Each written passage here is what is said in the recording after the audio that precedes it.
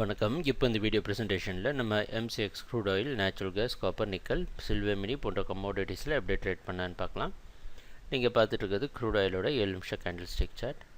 3100 பக்கமாக ஓப்பன் ஆன crude oil market நேற்று தொடர் ஏற்றத்தை கொடுத்து 3200 வரைக்கும் போயிட்டு திருப்பி 3120 க்ளோஸ் ஆகிருக்கு.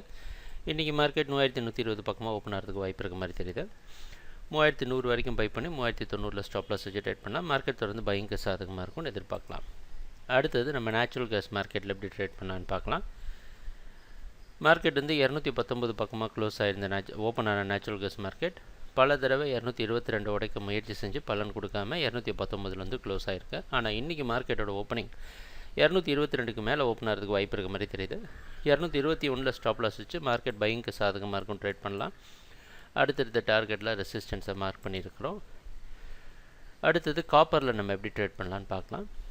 நேற்று காப்பர் மார்க்கெட் 536 பக்கமாக ஓப்பன் ஆகி 539 வரைக்கும் போய்ட்டு மேலே நிற்க முடியாமல் 532 வரைக்கும் கீழே வந்து 534 க்ளோஸ் ஆகிருக்கு. இன்றைக்கி மார்க்கெட் 532 பக்கமாக மறுபடியும் ஓப்பன் ஆகிறதுக்கு வாய்ப்பு இருக்க மாதிரி தெரியுது. 530.5 ஸ்டாப் லாஸ் வச்சு மார்க்கெட் பையிங்க்கு சாதகமாக இருக்கும் ட்ரேட் பண்ணலாம். அடுத்தது நம்ம நிக்கல் மார்க்கெட்டில் எப்படி ட்ரேட் பண்ணலான்னு பார்க்கலாம். நிக்கல் நேற்று மார்க்கெட் 1192 பக்கமாக ஓப்பன் ஆகி பல தடவை 1186 சப்போர்ட் எடுத்து மேலே போக முயற்சி செஞ்சு அடுத்த சப்போர்ட்டான 1182 டெஸ்ட் பண்ணிவிட்டு புதிய ஹை கிரியேட் பண்ணி 1204 வரைக்கும் போயிட்டு அங்கேயே க்ளோஸ் ஆகிருக்கு. இன்றைக்கி மார்க்கெட் கிட்டத்தட்ட அதே ரேஞ்சில் தான் ஓப்பன் ஆகிறதுக்கு வாய்ப்பு இருக்க மாதிரி தெரியுது.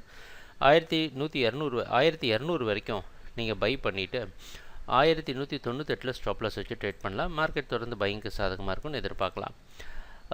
நம்ம இப்போ பார்த்தோம் அப்படின்னா நிக்கல் மார்க்கெட் தொடர்ந்து டே ட்ரேட் பண்ணுறதுக்கோ இல்லை வால்டிலிட்டி அதிகமாக இருக்குது.